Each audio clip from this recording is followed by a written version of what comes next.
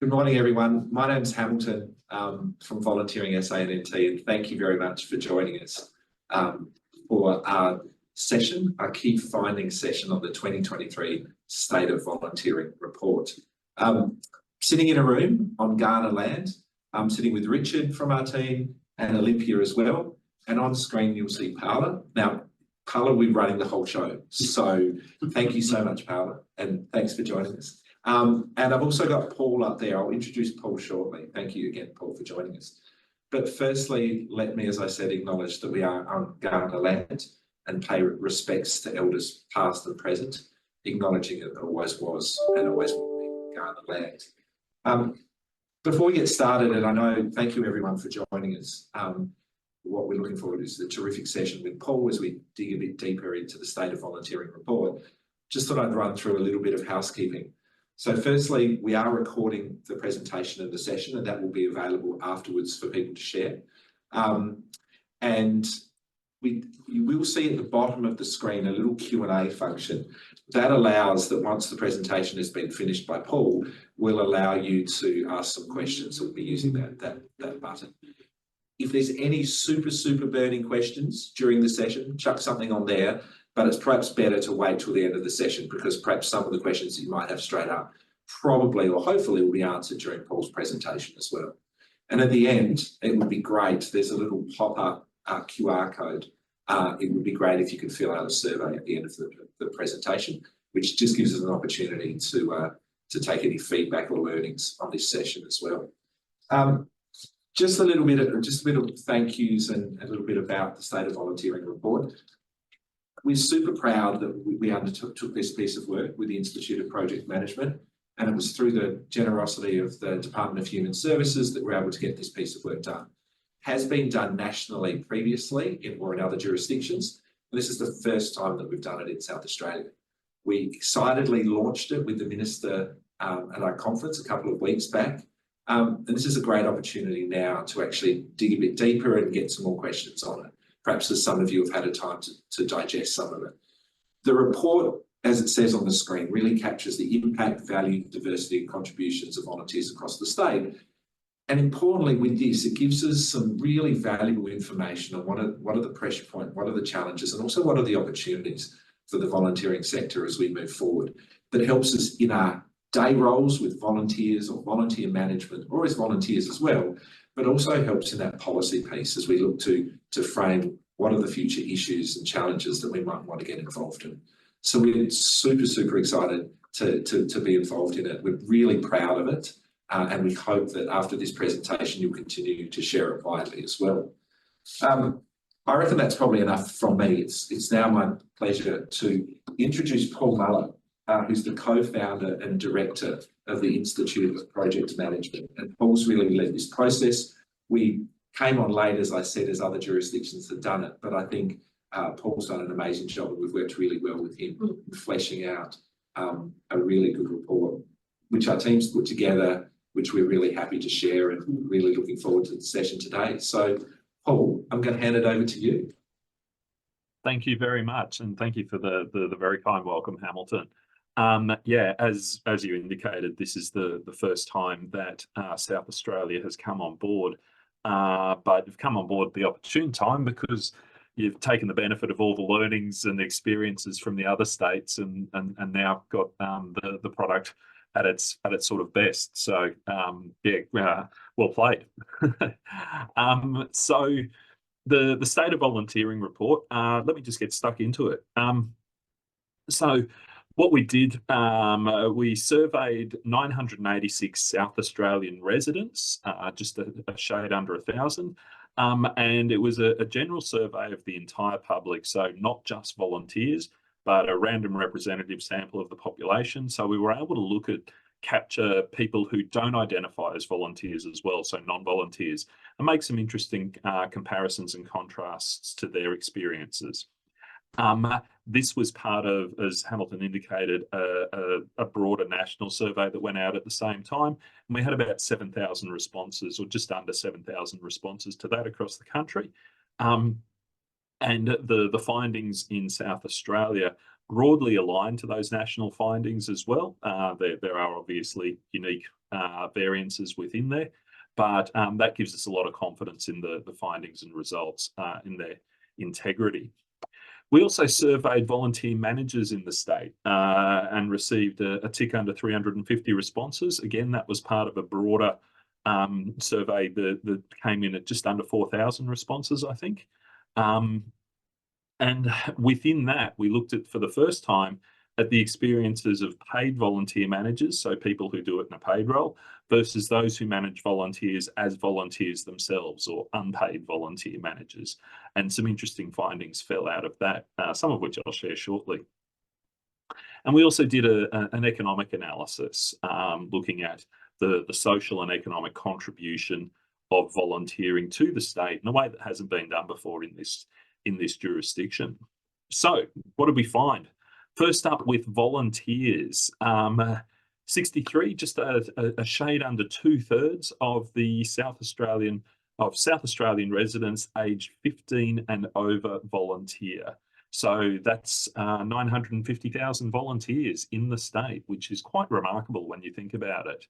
On average, they give a tick under 20 hours per month, which equates to well over 200 million hours in 2023, or on a annual basis, which again is a massive contribution when you sum those hours up.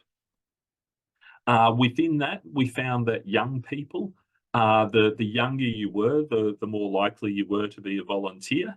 Although, as you can see, sort of by that wavy trend line, the sort of stage of life you are, it drops away in the middle years and doesn't perfectly recover in later life, which is quite interesting. That's a first finding for us too, and it's a uniquely post-COVID finding. Typically, we've found no real variation in age before. Age has not been predictive of whether or not someone's a volunteer, but for the first time here, and again, we're seeing this not just in South Australia, but nationally, that age is predictive for the first time. And a lot of these older volunteers who are potentially lost to the system, we're first seeing it for the first time post-COVID. Another counterintuitive finding in here is that the more hours you work for pay, the more likely you are to be a volunteer. And I say that's counterintuitive because the more hours you're working for pay, theoretically at least, the less time you have to volunteer. But that perhaps points to an interesting stat, which I'll share a little further on, which is that volunteering is not free, and it's quite expensive for volunteers to volunteer. The other sort of surprising finding in this is that whether or not you're a carer, so whether you're caring for either children at home or for someone living with a disability, whether or not you're a carer is predictive of whether or not you're a volunteer as well. And again, carers we'd think have less time to give, but the fact of being a carer is often predictive of you being a volunteer. But when you think about it, parents with school activities and sport and things like that, it does make a bit of sense that a lot of people start volunteering for the first time around when they do have those caring duties. And you can certainly see in the age trend that the cohort aged 35 to 44 are the largest contributors in the state, and they're the ones most likely to have children in their care. So just some other interesting stats to fall out of it, and there's so much more in the full report, which I'll talk to in a minute. Across all of Australia, about 2/3 of Australians volunteer. However, I wouldn't say South Australia is off the pace. I'd say that's within what we call the margin of error. So, if we sampled, a different 1,000 South Australians, we might get a result closer to that 66%. We might get a result closely over it. So it's within what we call that margin of error and close enough for, to be reliable. Formal and informal volunteering, for those of you who aren't familiar with the language of that, formal volunteering basically refers to volunteering for a formally organised organisation that has it as one of its purposes to have volunteers deliver services. So that would be, volunteering for, the big names like Red Cross, Lifeline, Salvos, whatever. But it also might mean volunteering directly for your local footy club. Informal volunteering is where you volunteer without an organisational affiliation. So it might be putting your neighbour's bins out. It might be, helping someone in an accident or something like that. Quite often spontaneous, but it may be structured too around things like carpooling, for example. There are more people volunteering informally than formally. So nearly half the state, or half the resident population of people aged 15 and over, informally volunteer, compared to about 30% of the population, or 3 in 10, formally volunteering. And a significant chunk, 1 in 5 people, do both. This graph just shows the different ways people volunteer, and social and wellbeing support is top of the list. Now, a lot of people volunteer, I think on average, about 2 or 3 different ways in the community. And, sport and recreation support, we can see is the third one. It's about a quarter of volunteers do so in sport and rec in some way, right down to, emergency support and governance as the sort of lowest filled categories, which are getting to the more specialised volunteer and highly skilled volunteering that we ask of people. Another interesting stat is where people volunteer. So this is a figure nationally we've seen really shoot up during and since COVID. So a quarter of people's volunteering now is done online or at home, in the same way that you take your work home, and there's chunks and parts of your work that you can do at home. For a lot of people, especially in service industries or white collar industries, a lot of your volunteering can be done that way as well. That doesn't mean that people are exclusively volunteering online or home, just that about a quarter of the volunteering that's occurring is occurring in that space. About half of it is occurring in the local community, but then there are people travelling a fair bit to volunteer as well. We see it particularly in sectors like sport and rec, where they're travelling to the rest of the state or rest of Australia or even overseas as part of their volunteering. So for volunteers, we look at their things that we were quite interested in was their motivations, barriers to volunteering, and their future intent. So the top 5 motivations for South Australian to volunteer were: number 1 was to help others.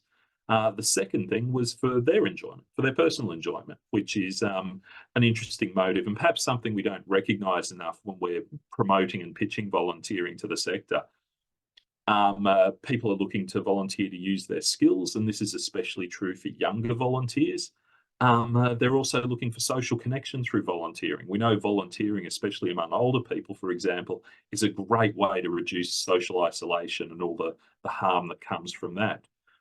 And a lot of people, again, especially in spaces like sport, are volunteering to be active, to get out and keep moving, and that's part of their physical recreation, is fulfilled through volunteering.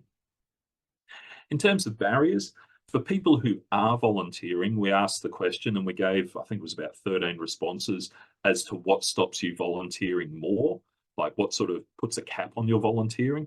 Time was the biggest one. Costs, though, was the second biggest barrier or limit being placed on people's volunteering. And that's a number that's really shot up through the rankings over the last sort of 10 years. Burnout for volunteers is a big issue, saying, this is all I can do before I burn out. Health reasons are a barrier. But there's a percentage of the population that's just not interested in volunteering more, which is fair enough. For non-volunteers, for people who aren't volunteering, who didn't volunteer in the last 12 months, time too was the biggest barrier for them. But for about 20% of them, I think it was, they're just not sure how to volunteer, or they've never been asked. So that's a really interesting finding. And in terms of volunteering recruitment and the opportunity to grow the base of volunteers, if we can find a way to connect with the 20% of non-volunteers who just aren't sure how or have never been asked, that's a real opportunity. Again, a significant chunk just not interested in volunteering. But for many, a lack of confidence was a barrier to volunteering. So it takes a fair bit of courage to just show up at an organisation and say, here I am, how can I help? And for a lot of people, especially younger people, they don't have that confidence. So finding ways to address that barrier for non-volunteers is quite interesting. And health reasons are, again, a barrier for non-volunteers. But some of the work we've done around this, especially around older people volunteering, is that your health may be a barrier to you doing certain roles, but there are other things that people with health, whether they're cognitive or physical health challenges, can do and can contribute if they're made aware of those opportunities. Intent, though, to volunteer was really strong. For volunteers, about 30% of them said, yes, in the next 3 years or so, and that's the green bands here, I do want to be volunteering more than I am now. And even for non-volunteers, a very high number were saying, yes, me not volunteering is a temporary thing, and I do expect to be volunteering more or volunteering in 3 years' time. Now, those intent figures are really, really strong and have been much stronger than we've seen in previous surveys over the last few years.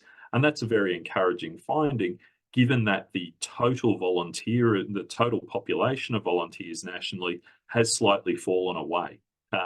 So even though it's fallen away due to things like costs, burnout, health reasons, etc., there is a strong intent for people to resume their volunteering. Now, for those of you who saw the presentation at the conference, this is a sort of little bonus bit.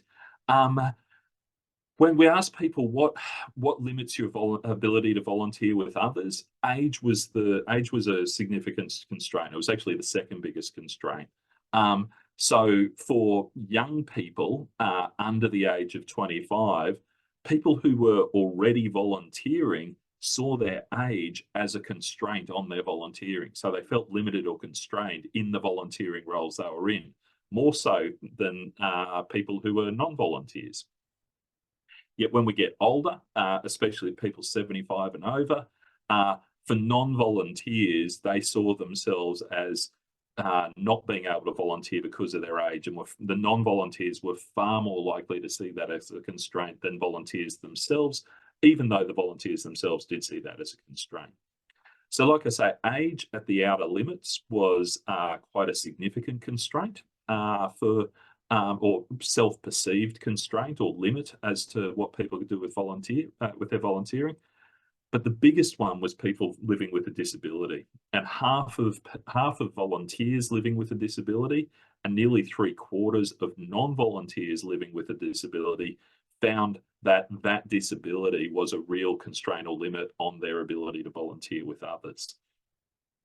And carers too also saw volunteers and non-volunteers in roughly equal numbers saw the fact that they were carers as a constraint or limit on their volunteering, even though being a carer was predictive of you being a volunteer. So there's a bit of a tension there. So let's look at volunteer managers. So this was the second survey we did. There's a lot of detail in the report around this, but just some highlights I want to show now. For them, the top 5 engagement strategies, so to recognise and reward and retain volunteers, training and development was seen as number 1. Personal relationship building, so staying personally connected to your volunteer as a volunteer manager, was seen as the second biggest second top priority engagement strategy. Being able to provide flexible roles and accessibility support was also seen as a great way to retain and engage your volunteers. Awards and formal recognition were also strongly regarded, as were public praise and acknowledgement as a complement to that personal relationship building. So giving someone a shout out on the socials, for example. Now, I don't expect you to be able to read or interpret this graph, this chart at a glance, but what it's showing here is the difference in strategies used by paid and unpaid volunteer managers. And what you'll see is the paid volunteer managers in the blue lines versus the unpaid volunteers in the red lines. Obviously, paid volunteer managers typically have more resources at their disposal, so there's more things they can do, especially around training and development. But it's pretty consistent in terms of, the gap between each is largely consistent. But it just shows that when you resource your volunteer manager, there's a lot more that they can do. So for the top 5 issues at the moment for volunteer managers were volunteer health and safety, which is great. We love that we're looking after that. But interestingly, and this is more around the conversations I've been having with people around volunteering, especially in the last 6 months, or 6 to over the last few years, but it's really acute the last sort of 12 months or so. We're no longer just concerned about the physical health and safety of our volunteers, but we're a lot more concerned, and it's part of the conversation in a way that it wasn't pre-COVID, around the mental health and safety and wellbeing of volunteers. And I think that's been an interesting change in the sector. Volunteer retention is a big challenge and this is for South Australian volunteer managers, volunteer recruitment, management of volunteers, and culture and inclusion and diversity, which, in many ways can be linked to things like retention and recruitment as well. In terms of the things that have changed over the last 3 years, the biggest 3 changes is the number of people volunteering has decreased. And although we don't have comparative data in South Australia, that's certainly consistent with what we're seeing nationally. There just aren't as many volunteers out there. And volunteer managers, keep in mind, are exclusively around formal volunteering, so organisational based volunteering. So people are retreating from that a little bit. The amount of training required has increased, and that was reflected in where we saw training and development was seen as the top way to retain and engage volunteers. And that's the first time that training and development has been number 1. It's normally been sat around 2 or 3 as the top 5 engagement strategies, but it's made it to number 1, and that's reflected in this attitude that, yes, the amount of training required has increased. And fewer board level volunteers are available. And I don't know if you recall that funnel graph we showed very early on with volunteers, but people volunteering in those governance roles in South Australia, that was the smallest percentage of volunteers. I think it was around 8% of people were volunteering in those governance board level roles. And that's a real challenge in the state. Now, changing tack just a little bit here. One of the things we did is sort of a bonus, and this was done exclusively in South Australia, and it was done for the very first time, and it's something the state should be really proud of, is we actually looked at a segment of the volunteering community and said, what about volunteers in aged care? What's going on there? Now, the data itself, the big survey data, didn't really tell us that story. It certainly told us about volunteering as related to age, but the sector, the aged care sector, came to Volunteering South Australia and Northern Territory and said, hey, we've got an issue. We need to better know how to understand and support and recruit and retain our volunteers in the sector. So we ran some focus groups. We spoke to not only volunteers themselves, but also volunteer managers and also the peak bodies. And from all that, got a pretty broad picture of what volunteering looks like in the sector. And these are some of the lessons we learned. So the volunteers themselves do get a really deep satisfaction with being able to positively affect the volunteers, positively affect the lives of older volunteers. And, in as much as I was saying before, volunteering reduces social isolation for volunteers, this is volunteers into the sector also alleviate that loneliness and nurture a sense of belonging. And again, reduce that very harmful social isolation. The programs themselves need to be flexible and responsive to the changing needs of both older people and volunteers, incorporating new activities, flexible hours, and those ever-changing, updating health protocols that are required. So traditionally, volunteers in the sector have been older people themselves. But we saw a broadening of the volunteer base, which necessitated being a little bit more flexible. So older volunteers in the sector have typically been, every Tuesday between 12 and 4, I'll go to this residential facility or this in-home care group or whatever.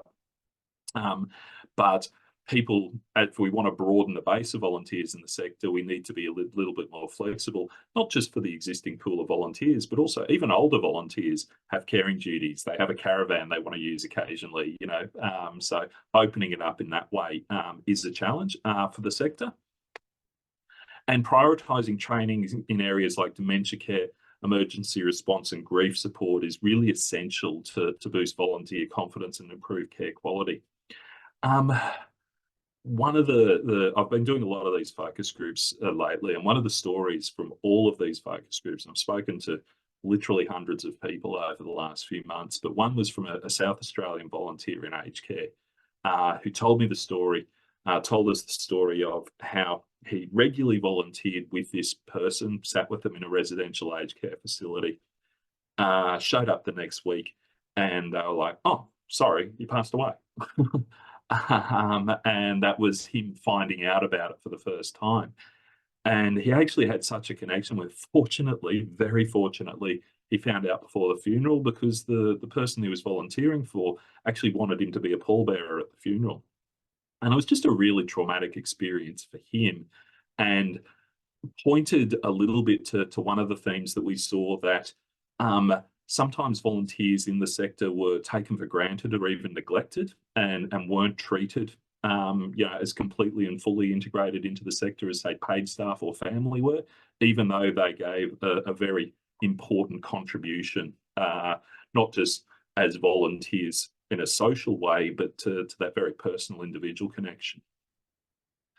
So other thing we need to do is, increase the efforts to recruit younger, male and culturally diverse volunteers. And some organisations we spoke to actually had some really cool programs where they were attracting culturally and linguistically diverse volunteers and younger volunteers into the sector, which is especially important for culturally diverse residents in aged care facilities, or people who were ageing, being able to speak in their native tongue, being able to pass tradition and culture down, even though they might be on a different side of the world, was really important from both sides there. Ensuring that leveraging technology was seen as particularly important, especially as we move into this age of AI, but not just providing the technology training for people in aged care, but making sure that the people who are volunteering have those digital literacy skills, which is again important for them to be able to engage with it and take advantage of it properly. And obviously providing emotional support for the volunteers through effective communication, recognition of their efforts, personalised interactions, and social media campaigns and things like that. So there was so much done in that, just in that very small focus groups that we ran. And again, I encourage you to go to the report to see that full write-up. But the headline stuff, the one that grabs the things that grabs everyone's attention quite often with these reports is those economic benefits and that economic value. And that's, I guess, the unique contribution of research like this. One of the things we know intuitively is that volunteering isn't free. But for the first time in South Australia, we've actually seen how unfree it is. And it actually costs individuals nearly $15 per hour to reach into their own pocket and pay for their volunteering, whether that's uniforms, equipment, travel, might be accommodation, might be food and beverage, those sort of things. But it costs people money to volunteer, and that's often overlooked or taken for granted. Now, that's 80% of the cost of volunteering across the entire community is borne by individual volunteers. So that's quite a significant expectation that we're placing on people. Now, not everyone, has a problem with that. I'm quite happy and I'm fortunate enough to be able to pay for my own volunteering, but it does become a barrier for people, especially, younger volunteers or more socioeconomically vulnerable volunteers. And that's potentially why we see it's people who work who can volunteer, people who are in paid employment are more likely to be volunteers than people who aren't, which is, again, that counterintuitive thing, but this may explain it somewhat. For organisations, it typically costs them about $5.60 per volunteer hour for the volunteers that they support to do it. Obviously, that 16.7% figures wrong. That should be 19.9, 20%. Apologies for that error in the slide. And organisations, that's only referring to that formal volunteering, whereas the $15 per hour for individuals refers to formal and informal volunteering. The direct costs, when you take in as well things like the opportunity costs of people time and stuff. Oh, sorry, the direct costs, the out-of-pocket expenses, I should say. It's about just over $3 billion is spent on volunteering in the state every year. When you consider the opportunity costs as well, which is a nerdy economic thing, I'm happy to take a question on if someone's particularly interested, but it's again written up in the full report and the methodology especially. Costs the state about $7 billion in social and economic terms to enable volunteering to occur. Here's just a really interesting stat on the cost of volunteering that highlights the difference between paid and unpaid volunteer managers. So paid volunteer managers generally subsidise their volunteering, the volunteering that's occurring in their organisation. About 15% of the cost of the volunteering is subsidised by the paid volunteer managers out of their own pockets, of which about 2/3 gets reimbursed. So 6.4% just comes out of their pocket and they never see again. 9% though, the total cost of volunteering is reimbursed to them. For unpaid volunteer managers, though, it's really significant. Almost a quarter of the cost is unreimbursed, and another big chunk they still have to front it up and hopefully get reimbursement for afterwards as well. So that's quite a challenge for the sector, and there's very few other jobs where, yeah, sure, you might get reimbursed for things occasionally, but they're generally micro things. And it's rare that you have to pay so much to just be able to do your work as a manager, let alone as the volunteer yourself. So that's an interesting stat and a challenge for the sector.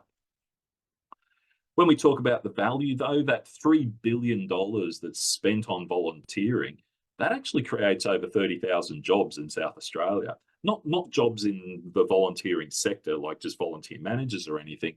That's jobs generally. So that's like corner stores and places that's Bunnings and all those other places that support the volunteering economy. That's 30,000 jobs created in the state. In fact, it's 2.4% of the gross state product is motivated by volunteering expenditure, which is huge. The other thing too, this is what we call the productivity premium. So volunteers acquire knowledge and skills through their volunteering that they take back and transfer to their employer. So these benefits that are created through volunteering are kind of like a free hit and a free gift to employers. In fact, 14.7 of the productivity of the workforce of volunteers who also have a paid job is attributable to their volunteering, which is quite remarkable. What a free productivity hit that volunteering creates for the commercial economy. In fact, if we had to replace the volunteers in South Australia, if we converted all those volunteers into equivalent full-time and part-time jobs, it'd be about $9 billion worth of free labour that's created. In fact, if you treat volunteering as a sector in its own right, in the same way we look at healthcare, retail, construction, education, etc., it's the largest sector by employment, if we treat volunteering as employment, in the state. It's just not in the conversation as much as these other sectors are, like tourism, etc. Defence manufacturing, other big industries in the state. So that $9 billion in free labour, if we want to enjoy the quality of life that we have now that's enabled by our volunteers, but we wanted to do it without volunteers, we'd have to pay $9 billion more in taxes every year, which, I'm not a fan of. But yeah, you can see that it's a huge sort of free hit that's coming to the state from the labour of volunteers. The other thing too is that people who volunteer have a 4.4 percentage point bonus in terms of how they self-rate their well-being. So we ask people, how satisfied they are with their life at the moment on a scale of, I think it was 1 to 100, and we found that volunteers on average had a 4.4 percentage point boost compared to non-volunteers in terms of how they rated their life satisfaction or well-being. Now, that's actually a quantifiable figure. It's real, it's statistically significant, that difference. But what is interesting in that, though, is that the number of hours you volunteer didn't correlate to that wellbeing benefit. It was just the fact of whether or not you are a volunteer. Even if you're only giving 1 hour a month, you're enjoying that wellbeing benefit that non-volunteers aren't. And that's quantifiable in economic terms and priceable. We sum all these benefits up and we find that volunteering in South Australia contributes 36 billion to the economy. In fact, another way to look at it, and this is my favourite way to look at it, is that for every dollar invested in volunteering in the state, we get $5.20 return. So, if you took, for example, $1 down to the races, and you could guarantee that every time you put that dollar over the counter, you were going to get $5.20 back, that's a pretty good return. So even though volunteering costs nearly $7 billion in the state or $3 billion in direct investment, we're getting this $36 billion return. We're getting $5 back for every dollar we invest. And that's what makes volunteering, from an economic point of view, I guess here's the inarguable evidence that it's actually a socially beneficial activity, as well as all the anecdotal stuff that we know. So that's me and mine. I'll throw it open to questions.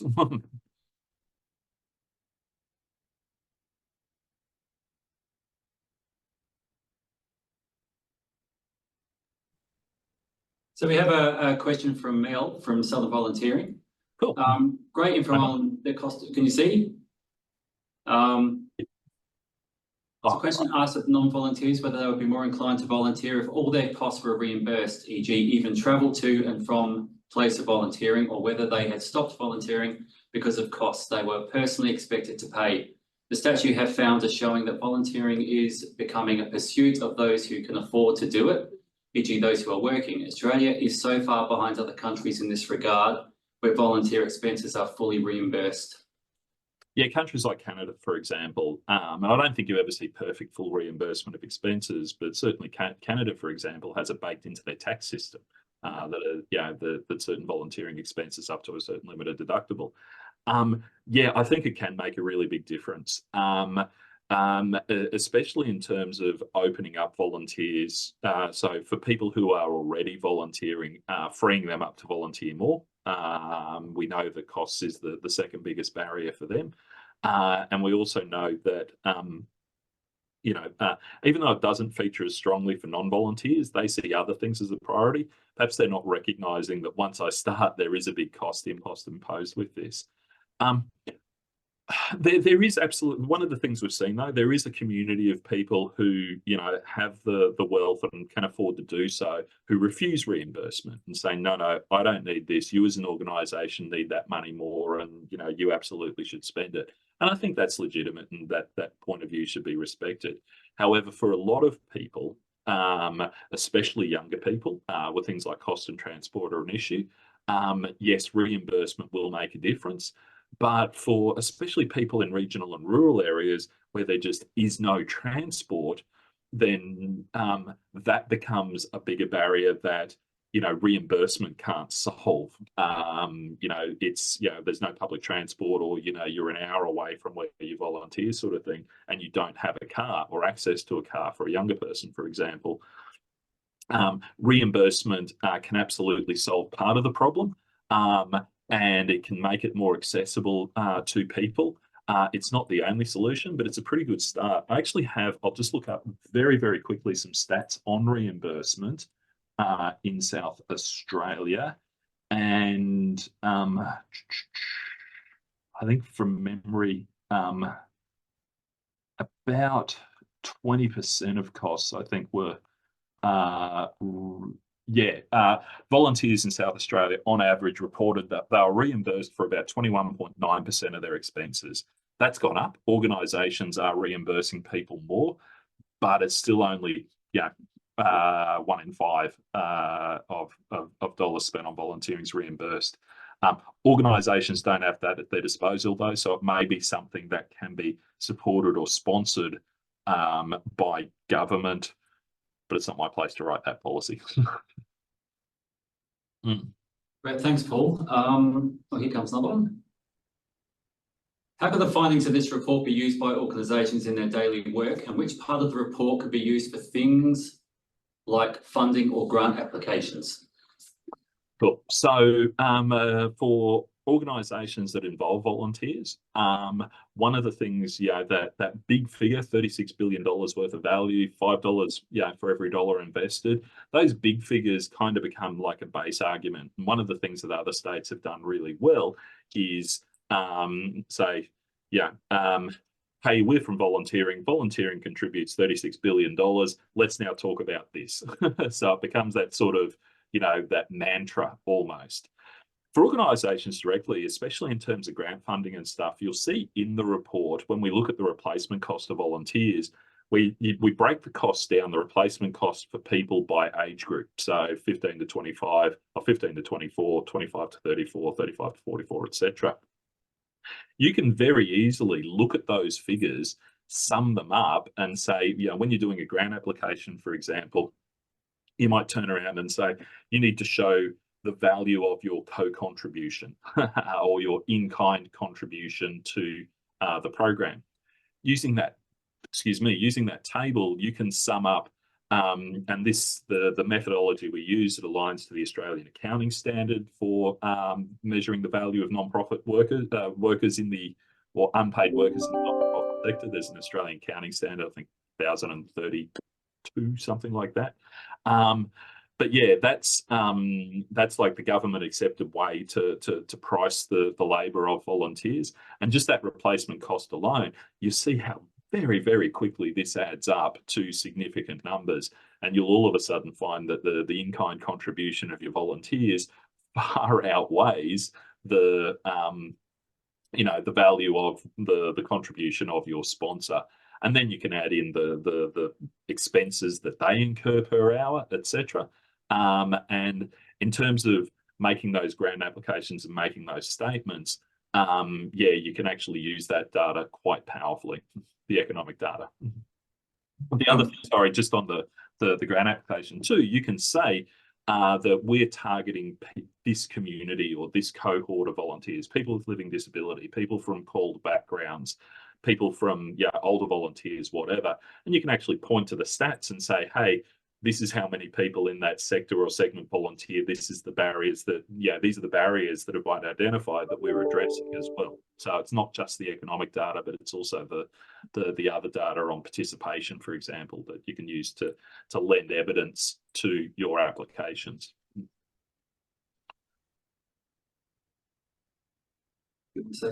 Paul, I was just going to add to that as well. It's even the high level stuff that in terms of the volunteer managers and just organisations seeing what other organisations are doing in terms of retention and recruitment of volunteers as well. I think even at the high level as an organisation, if you want to have a conversation as a volunteer manager with perhaps other people in your organisation, this is also showing what other people are doing and what works as well. Oh, look, absolutely. And that's one of the things when we spoke to focus group participants, for example, in the aged care sector, they kind of took for granted all the amazing stuff that they were doing. They're like, oh, yeah, that's what we do. We know how to do it. And it's like, yeah, but other people don't know that. And being able to put it all together and present it back, even if they are doing it, well, you've got evidence that that's actually best practice. And but a lot of people said as volunteer managers that getting a seat at the table with the people who were, in paid roles was, when it came to, allocating budgets and things like that, was really challenging. So yes, you're 100% right, Hamilton. Here's some evidence base that you can go in and say, hey, that stuff I've been talking about for the last 7 years that you haven't been listening to. Here's some proof, and here's how we can make a difference. And also that piece around informal and formal volunteering. And I know we've got another question from Mel. Perhaps, Richard, do you want to read that through? Yeah, so the 2018 DHS data volunteering report showed 45% of the population engaged in formal volunteering, This latest report shows that the figure is now sitting at 30. Volunteer managers in formal programs are really struggling and programs are folding. Was there any common reasons cited as to why people are moving away from formal volunteering?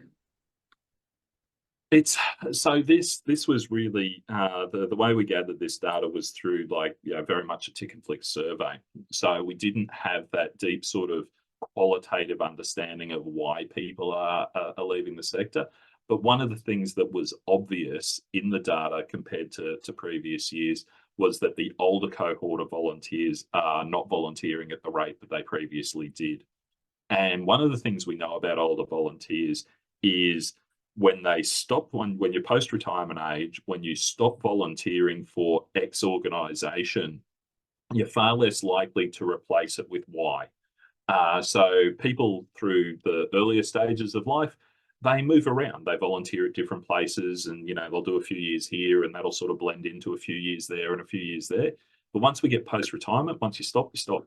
And there's a number of barriers to older people volunteering that are new. So obviously the COVID and the health scare, but a lot of the government sort of regulation and requirements for that you need to come on board, and the working with vulnerable people checks, police checks, all of those sort of things.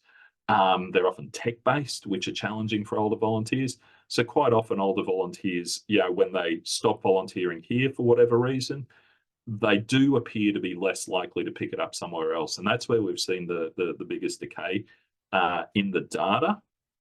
And it's not that they're necessarily giving up volunteering, they just might be doing more informally in their community.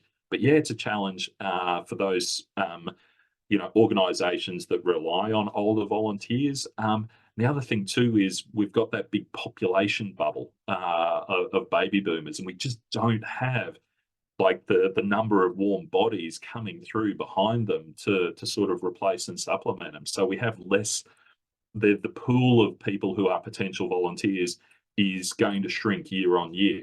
And as these older people age out, we're just going to have less people generally. So that's a sort of broader demographic driver for what we're experiencing, plus things like inflation, cost of living, those sort of things all add up. Yeah, so hopefully that answers or goes close to answering the question. Thanks, Paul. I had a question myself. Are the findings of the SA report comparable to the other states and territories? And is there anything about the SA findings that you recommend that needs further research or advocacy? Yeah, look, they are comparable to the other states and territories, but I'd be careful about saying, because we've got 1 percentage point difference here, we're better or worse than the other states and territories. There's always going to be that sort of margin of error at any sort of research. So I wouldn't necessarily even though it's obvious to everyone in the room, you can't use this as evidence to say that volunteering in South Australia is better than it is in any other state. Having said that, though, some of the in South Australia, like I say, led the way in this way by looking at volunteering in the aged care sector. Those findings are relevant nationally. So I know people in Queensland have been talking about that and going, "Oh, that's actually really interesting." The other states and territories have also been doing work, which is Queensland just published some work on youth. Later this year, New South Wales is going to be publishing a series of reports which have gone into a deep dive into the data around specific cohorts, particularly older people, youth, women, sport, volunteering in sport, and volunteering in regional rural Australia. And those sort of 5 separate reports, we've done a deep dive into the data and also done a lot of focus groups, and those were the focus groups I was referring to earlier. The findings of that are going to be really relevant to South Australia. So I wouldn't necessarily say go ahead and duplicate that work, but there's plenty of spaces that haven't been explored or looked at. So the experiences of people living with disability, I think, is a really interesting space that could tell us a lot about South Australia, but also contribute to and drive the national conversation in a way your work in aged care has done. Also, that challenge around carers is quite interesting. People for whom English is a second language, for example, or an additional language. Again, there's opportunity to build on, to dive into the data do some qualitative companion work to it, and really, I guess, lead the way in many respects, not just in terms of being able to influence what you're able to do in your own state, but nationally as well, and internationally, where this gets a lot of hits as well.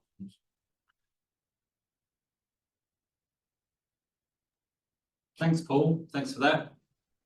Don't see any other questions. So yeah, perhaps, well, Paul, thank you so much for that, and again, thank you for the work. Thank you for presenting at our conference as well. We had terrific feedback on that. I know some people have joined us today.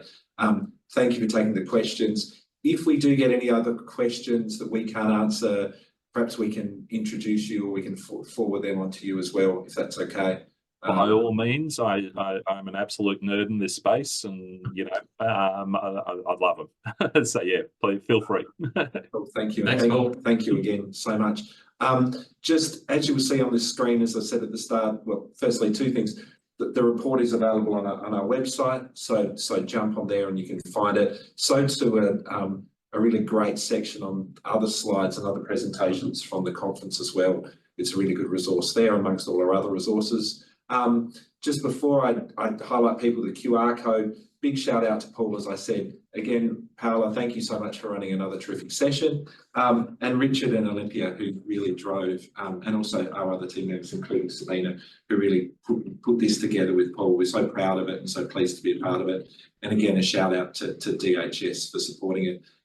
If people do have time, grab your phone, grab that, take a picture of that QR code. We've got a quick survey just to provide us feedback on this and other sessions as well. So, Paul, thank you very much. Thanks everyone for joining us. Thanks for the questions. And if there's any follow-ups, just flick us a note, and have a great rest. It's Thursday, isn't it? Have a great rest of Thursday. Cheers. Thanks everyone. Thank you. Paul. Cheers.